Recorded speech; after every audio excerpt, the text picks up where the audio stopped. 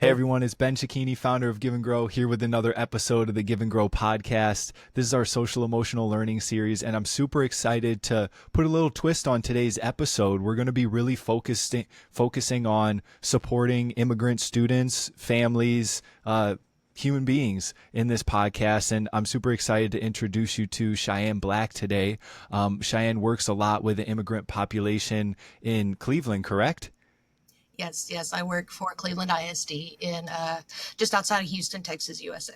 Okay, awesome, amazing. So, as a little background, Cheyenne is an elementary school counselor with her master's in educational psychology. So, just excited to have this blend of topics today and your expertise here with us on the show. So, how are you doing today, Cheyenne?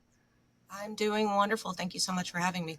100%. So, in honor of all the parents listening, this is really aimed at you and just maybe helping you support some of the immigrant population that you come across, or just better understanding that population, because there is so much going along in the world right now that we need to be educated on this and really bring an intention to our interactions, obviously with everybody, but with this population in specific. So jumping right in here, Cheyenne, what are some of the biggest emotional or cultural challenges that immigrant parents are facing when supporting their kids in a new country? So when these parents come in, they are being put into a completely different culture than their own. And I'm going to be speaking a lot on the Latin American side of things, because that is a majority of the students that I work with. 93% of my students are of Latin American heritage, and a lot of them are also either the children of immigrants or have come here to the U.S. as a newcomer themselves at, 6, 7, 8, and even younger too. So not only are these parents adjusting to a different culture, but they're also adjusting to what has become an endless list of things that are becoming that new normal, right? New language, job, surroundings, etc. So now you have, not only are you adjusting for yourself, but you have that added responsibility of being a parent and helping your kids adjust with you. The cool thing about adults, we have coping skills to do these things, right? We have the life experience and the other, bits and pieces that go into, okay, we've moved, maybe we moved schools as a child, we moved towns as a child, like whatever the case is. But now throw them in a different country where everything is completely brand new. Okay. They're reading signs in the airport and they're having to ask somebody where to go because they can't read it. Right. Right. And that becomes a huge issue. Now, add kids into that mixture. Okay. You have to make sure that you've got everything that they need to be enrolled in a school, right? Birth certificate, proof of residency, vaccination records, etc. You got to make sure you get their supplies, make sure that they have kind of what they need. And then in turn, now the kids are going through the emotional challenges, learning a new language. Sometimes these kids have never been in school before at all. I actually had several students this past year that it was their first time in school. And so it's like, this is a completely new ballpark. And so, these parents, they're trying to help these kids adjust while adjusting themselves, figuring out, okay, where am I going to work if they don't have something lined up? Where are we going to live? Like they're working on trying to build that life now after leaving everything they've left behind. Right. And so they come in, they do the things, and then, they're trying to adjust, and then the kids are trying to adjust. And, it's just something where everything is so overwhelming and so just insanely brand new. Like anywhere, if you travel anywhere, if you've ever traveled anywhere new, right, you see it and you're like, whoa, what's happening here? And these parents are feeling that for a year, 2 years, 3 years, 4 years. Like there's such a big learning curve that comes with that. And that's something that, like, I don't think a lot of folks really kind of understand, is it's not just an adjustment for the kids, but also for the parents. Because in education, as educators, our central focus is obviously the kids, right? Because those are the ones we interact with every day. But it's still that adjustment, those same little adjustments that the kids are making, those adults are having to make as well. Right. And to your point, they're needing to make them while being responsible for the kid. So it's just like all around, like a really hard thing. I appreciate you bringing the idea or just the perspective that imagine being on that vacation in a country that speaks a different language and has the different signs. It's really challenging. You're doing that for a few days, a week, 2 weeks, maybe. That I feel like I can really personally relate to this. Me and my wife have been living in Costa Rica for the last 5 years. It's made so many things in life so much harder to do and to adjust to. And we speak the language a little bit, right? You add on that very, very beginner language barrier to it, and it's just way more challenging. So I'm not saying that I can totally relate to an immigrant into the US situation from Latin America, but just saying, like, acknowledging, to your point, this is a hard shift to make, figuring out all the new things that are going on legally that they have to consider and complete and be up to par with. Like, there's just a lot on people's plates. So I'm curious, like, for you, how can educators and schools, because this seems like a great conversation for teachers that are dealing with or teaching a lot of immigrant kids and families, how can educators build trust with these families and who might feel like just uncertain and overwhelmed? Honestly, it's the same as building trust with families that speak your same language. It just takes a little bit more time, right? Because as an educator, and I've heard many people tell me this in my career that are educators, we become surrogate parents to these kids sometimes, because for 40 hours a week, we have them. Right. We see them more during the week than their parents do. And that's just the nature of it, right? Because here in the US, you're in school for 8 hours a day, right? Right. As a parent, and you have kids, you and your wife? We have one on the way, so not yet. Okay. So you'll feel this then. Whenever that first day of school comes around, right? And you drop them off at, pre-K or kindergarten or whatever grade, right? And they're your first baby, and you are so I don't have kids. I've heard stories about this multiple times from parents, and especially from my own. You are handing the most precious thing in the world to you off to somebody and trusting that they are going to take care of them while they have them, right? And that's a really hard thing for anybody to do. But now add into the mix that you're somewhere completely brand new. You have very little to no family here, right? Everything is completely brand new. And now you are being told, okay, they have to go to school. You drop them off. You don't see them. And then you get them back. And so that is incredibly nerve-wracking, especially for parents where they're somewhere they're like, who is this? What is going to happen? Like, and so they are ensuring you with their most precious human being, right? You have to continuously reassure those parents, honestly, because they're already somewhere where they're having to learn everything new, right? And anything that is constant is in their four walls with their family, with their spouse, with their children, with their parents, with their siblings, whatever it is, right? Whoever is living in the home, and you have to show them, because that age-old phrase, actions speak louder than words. You absolutely have to show them that you are going to take care of their child. My job as a counselor relies very heavily on building that trust, right? Because through my position, right, I have a very unique role in taking care of students, because my whole role is to make sure that mentally they're okay. I tell people all the time, my job is to take the big feelings in the little people and make those feelings little again. And, I have had to pick up the phone and tell parents, hey, your kid's struggling. Like, they're mentally, they are having a very hard time. And it could be due to the move. It could be due to other circumstances. It could be a death in the family, right? There's a million things that's happened. Right. But once, and when I do those things, like, I've had to sit down with parents and tell them, hey, this is the kind of help your child needs. And of course, I'm doing this through an interpreter. And when I can, I speak Spanish with my parents. But, once they see that you have that best interest at heart and you are genuinely invested in their child's well-being, I have seen the relief physically leave, physically overwhelm parents, and the stress and the fear leave their demeanor when they understood that, I had their child, It's that one I le- wasn't going to let it it's happen one to less thing that they have to worry about. The one less thing on their mind, on their plate, really, while they're figuring them. out other things, jobs and bills and everything else. Like, it's one less thing on their plate.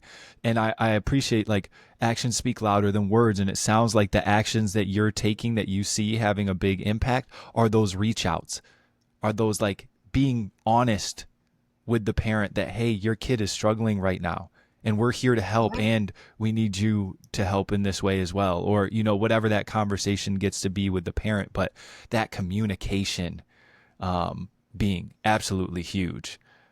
Oh yeah, and sometimes, especially with the kids, like, especially because I've had parents call me and they're like, "This is what's going on. I don't know what to do." Right? Either Great. because the child won't tell them what's going on, and you can't force kids to talk. You just can't. If they're not going to say any, if they don't want to tell you, they're not. No Right. matter how much badgering and things you do, they're not going to talk unless they're ready. But B, they may have tried and exhausted every option to reaching out for their child to try and help them. And so, when they reach out to you, it's like, okay, let's go. Let's ride with it. Let's see what we can do. And oftentimes I'm able to make some headway with the kids, because, I'm not their mom, right? I'm Right. not their mom. And I tell them, like, look, your mom called and said that you were struggling. Okay. I'm not going to tell her what we talk about. Right. Right. But what's happening? Like, is there something I can do to make this better? Right. And oftentimes they'll open up to me. Yeah. Yeah.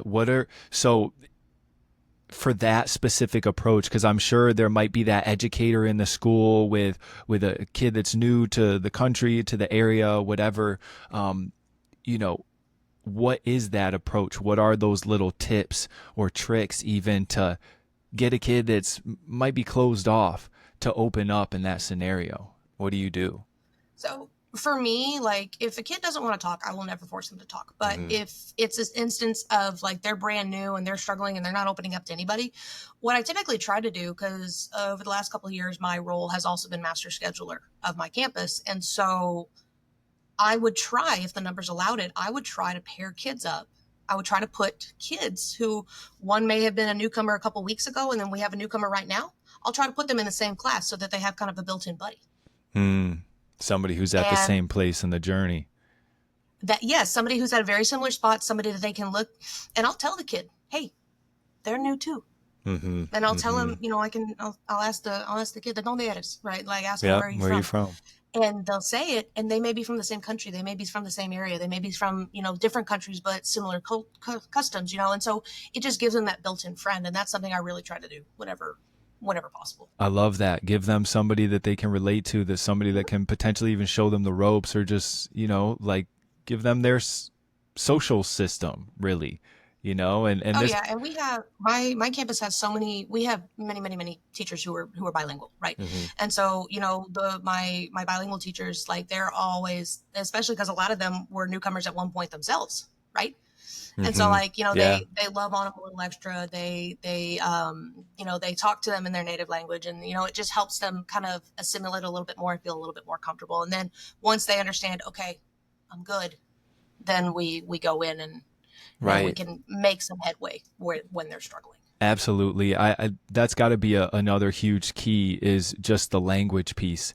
It was, just like, I think it's kind of powerful to reflect on my experience a little bit. When you find those people that you can speak the same language with when you're in a new country, it's like, whew, another moment to just, like, relax, and, like, another comfort zone that we can step back into. So I'd imagine that's part of it too, is, like, getting to know the language. Obviously, they're coming into the United States. That's a big project on their plate, right? Getting to learn English so they can start to integrate, a little bit easier. But at the same time, like, especially when we feel passionate about supporting and care about these kids, like, learning those little phrases, something to make somebody laugh, it can really go a long way and build that community. And I'd imagine in Texas, it's super important. There's such a diverse culture down there.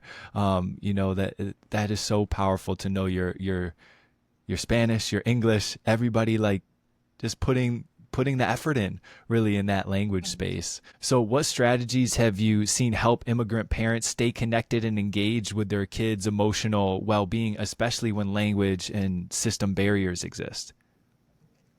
So for me, and for my coworkers who we're not bilingual, right? We don't fluently speak the language of some of our students, right? We have so many people on our campus who are more than willing to help interpret for us. Our teachers are always paired up, one bilingual, one English speaking, and that's for our dual language kids. And our gen ed kids, they just have two gen ed English speaking teachers, but Mm-hmm.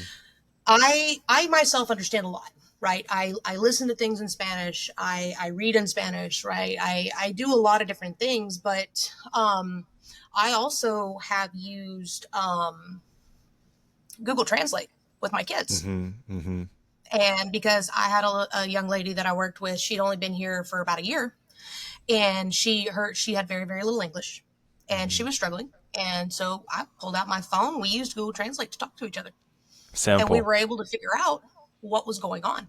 We were able to figure Mm-hmm. out what I could do to help her, what she needed, right? Mm-hmm. And then my campus, we use Class Dojo, which is great in a lot of those communication applications now. School Status, Class Dojo, Google, whatever you use, right? There is the ability to translate So into helpful. somebody's native language, which is wonderful. And that's something I really kind of rely on a lot because I do, like I said, I'm an English speaker, right? I'm a native English Mm-hmm. speaker. And so whenever I need to contact parents, if it's not urgent, then I will use Class Dojo, and it will Yeah. translate for Mm-hmm. them, and then it'll translate back to me what their response is. Right. And technology is a wonderful thing when it comes to communication with people in other languages, right? Because you see now, like, there's the smart glasses that can translate eight things. There's Right. the headphones. There's all kinds of things. And given that we are in a primarily technological society, that makes a lot of sense. And those Right. tools are really genuinely wonderful. Yeah. And when you have a parent that you are reaching out to them in their native language, or you're trying to speak their native language, Mm-hmm. they they feel a lot more comfortable. They Yep. understand a lot more, or Yeah. that It's just I'm not there to make their life difficult. I'm not there to make their kids life difficult. I'm there to help. And right. once I'm they here to understand that, they're like, okay. exactly. I'm here to put the effort in. You see me putting the effort in. I might stumble on a couple words, but like that's where the connection is built when we both see that, hey, we're both putting in an effort here to connect. That's important to both of us, right? And we're doing it for these kids, right? Like Exactly. that's really why we're here, is so that they get the education that they need, the support, the connections, the support system that they need, all of those things. And They're intimidated when they come in absolutely. because they are no longer like the majority, right? Mm-hmm. They become the minority, and that's something that is truly wholly terrifying to these kids, because you hear horror stories every day, right? And they're like, oh my god, is that going to Mm-hmm. happen to me? And Right. then a simple smile and a buenos dias goes so Yeah. long, goes Yeah, so far with. absolutely. It's like I'm safe. Okay. I'm safe with this Yes, person right exactly. here. And those little bits of safety. I mean, just talking with all the different psychologists and counselors that I've had on this podcast, it's like safety is number one, whether you're dealing with your kid in your language. It's like if you want to build connection and have growth, it comes back to safety. And Hmm. so those little gestures, those efforts, all are helping to create that feeling of safety, and an actual safe environment for these kids. There was one other thing that I wanted to mention that you brought up in the technology piece, in this building the relationship piece. Like you said, it takes time. And I just want to add there, it takes patience, because it is so much Yes. harder. It's so much that there is that extra level of effort involved in building these connections and relationships. Patience is huge and key, and it's just worth to me, and I Yeah, know it, for it you, really Cheyenne, is. it's And worth it. no, and it really is. But like, and if you think about it too, our language acquisition is at its peak until age 5 or 6, right? So if you're trying Mm, to speak with a parent who's in their 30s or 40s, and they've never been exposed to English language, it's going to be so much harder for them to learn. The kids, Right. they get immersed in it every day, right? Because in the way our dual language program is structured is reading and social studies is done in Spanish and math and science is done in English to help kind of bridge the gaps and help teach them English because it Mm-hmm. is a majority language here in the US, but they're still being immersed in both. But Mm-hmm. their brains are still, kind of malleable enough to be able to pick up the language a little bit quicker. As an adult, it's a lot harder. Mm-hmm. Yeah, yeah, that's rough. That's rough. And so it's definitely like communicating between parents, you sharing the tools. Like it's definitely helpful to have the class dojo, the Google Translate on deck, as we're Mm-hmm. learning. What's how often or how do you encourage immigrant parents to care for their own mental health? Like, is that part of some of the conversations or the back and forth that you're having? And maybe where are some of Sometimes, those? yes, absolutely. Yeah, Sometimes. yeah. I've had we've had parents. My coworkers and I have had my counseling coworkers and I have had parents come in and they've expressed like, yeah, like I know my kid is struggling, whether it's a behavior issue or something like that, right? And they're Hmm. like, I'm struggling too. And so Right. if I'm ever in a conversation with those parents, I write down the website of a service that I use personally, right? And I hand it to them and I tell them they have online help. They take Hmm. insurance. They can work with you. They have people who are bilingual. And so like I try to provide resources to those parents because if you've ever flown on a plane, right? You hear the term in case the oxygen mask drops, put yours on before helping somebody else. Hmm. And we're all guilty of it. We put everybody else's on before we put our own on, right? Hmm. We're all guilty of it. But as a parent, you do that way more than any other human being on the planet, honestly, Hmm. because Hmm. you have, one, two, three, however many tiny humans that you have to keep alive. Right. And, and part of that is putting that oxygen mask on for them because sometimes they can't do it themselves. But Hmm. where the problem you run into then becomes you yourself are so depleted that Yeah. you physically don't have anything left to give and you Yeah. hit that wall and you run into that burnout and then by that point you're like, oh geez, I need help. And so Right. I really genuinely try to provide stuff like that to parents, because and oftentimes they don't know where to look. And Do you especially mi- like in do you in Latin mind American sharing? culture, and I've had multiple of my friends who are, from Mexico and other countries say this, it's not talked about. Hmm. Mental health is not talked about. It's just Hmm. not, and it's okay. It's barely being talked about in Caucasian culture, right? Right. It's starting to become a conversation, but in Latin America, Hmm. it's a lot. It's still a lot more like taboo, and Hmm. so for them sometimes even just asking is so difficult. And so like when they admit like, yeah, I'm having a hard time, I try to give them a service. I try to provide Right. them somewhere to go so that they can take care of themselves. Because at the Right. end of the day, you are the only person who is going to take care of you. Hmm. And And you you got to got to do put it. your own mask on sometimes and let You other got people to do figure it it. out. Yeah. Yeah, absolutely. Do you mind sharing that resource that you would share, like whatever service that is or platform that is, just so people have that Yeah, sure. here? It's a and I think I don't remember if it's central to Texas or if they're all over, but it's Psych Plus. Psych And Plus. they have psychiatrists and therapists and they have, millions of people that work on there. And you can find providers and therapists of your culture, your language, kind of whatever you need to feel comfortable. I started Hmm. using them 2 years ago and I love it. And it's they've been a huge my therapist and my psychiatrist have been a huge part of my journey. And I will, I have no shame whatsoever in admitting that I go to a therapist, that I go to a psychiatrist. It's just part of my life.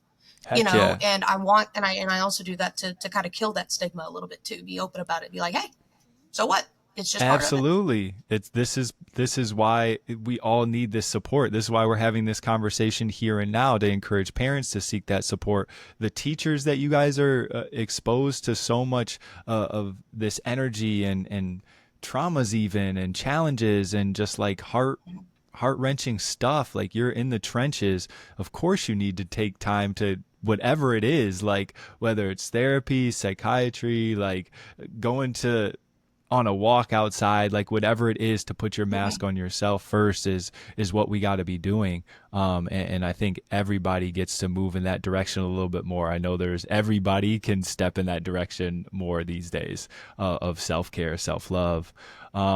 What's one empowering message that you'd like to share with an immigrant parent who feels like they're struggling to keep up? You are doing absolutely amazing. It takes somebody, and I have a friend who has come to the US within the last 18 months, right? And they're they're fortunately very bilingual, but even they sometimes are struggling with it. I've told them a million times, and I'll say this to anybody listening: it takes somebody incredibly strong and brave to pick up your life, to pick up your family, and to go somewhere where you are completely dependent upon yourself. Mm-hmm. That is something that not just anybody can do, honestly. Mm-hmm. I myself picked myself up and moved, 8 hours away to go to my undergraduate, in Batesville, Arkansas, a little school named Lyon College. I went from Houston, Texas to Batesville, Arkansas, and it was just me. And that's where I went to school, Mm-hmm. and that's where I did my thing, right? But I cannot personally fathom, like, just up and deciding one day to move to another country. Like, to Mm-hmm. me, that is just incredibly daunting. But there are thousands of parents that bring their kids in every day, every year, and they are so much braver than I am. It's They are so much braver than I am. There's going to be growing pains, but you already knew that. Okay, mm-hmm. you just have to keep going. You set out to do this with a purpose, to live the Mm-hmm. American dream, to escape political turmoil, get away from family members who may not be the best, who may not have your best interest at heart, right? Mm-hmm. You are doing this for a reason, and you are so incredibly brave for doing Mm-hmm. it, and you just have to keep going. It's gonna be tough. Gonna it's gonna be hard, but the reward is so great compared to the Mm-hmm. struggle and the Mm-hmm. pitfalls in this journey. Yeah, I'm getting the chills the whole time that you're saying that. Like I really feel that. I really do feel that. Just even getting this small taste of doing that with my wife and I, of moving to a whole other country, like it's Mm-hmm. hard, and I'm so thankful that you're in your community, providing support to the kids, to the families that are on that journey. It's so kind and compassionate, and that's what Give and Grow is all about. This podcast is all about just being healthy, loving human beings, and that's really, at the end of the day, everything that you shared today was on point with that, of just how we can support one another, the little steps that we can take, the encouragements that we can give one another. So I appreciate you being on here, being inspiring to me today, and also to everybody else who gives this a listen, Cheyenne. Well, thank you. Yeah, absolutely. Is there any place where people can reach out, whether they're in your neck of the woods or they just connected with you and on this podcast today and want to reach out? Yeah, I can actually give my personal email. I don't have any. I don't like. I have my professional email, but I'd rather keep that obviously for school. But I can definitely give out my. I can do my personal, and see what kind of comes from that. It is pcblack0122 at gmail.com. If you just have questions, I guess, about, like, whether it's about, like, supporting immigrants, or like you have a student, you're like, hey, they're brand new, I don't know what to do. Like, I would love to actually hear from you, and, like, because I do genuinely love working with these kids. They're so amazing. Like Mm-hmm. I said, I actually went from teaching high school English to elementary counseling, and I can remember my first day. And my friends that I work with, they'll laugh and say, "Yep, this was true." I remember sitting there on the stage in the cafeteria, like, getting ready to tell kids, like, who their teacher was, because they don't know. And we're an EC through 5 campus, so you get the pre-K babies, and it's their first day of school, and they are crying, and these poor babies, because they don't know. And I literally looked around and I said, "Oh my God, what did I do?" Right. Because I was secondary, but now Mm-hmm. now I love it so much. I love my kids so Mm-hmm. much. They come up to me and they're like, "Miss Black," and I'm like, "Hi, baby, what are you doing?" Like, and they're Mm-hmm. great. They're so awesome. I love Yeah. them. Yeah, amazing. I can feel the passion. Well, once again, Cheyenne, thank you so much for your time, your energy today. People out there, feel free to spread this around if you found it helpful or insightful. We appreciate you tuning in. And yeah, we'll see you in the next episode. Thanks again, Cheyenne. Absolutely.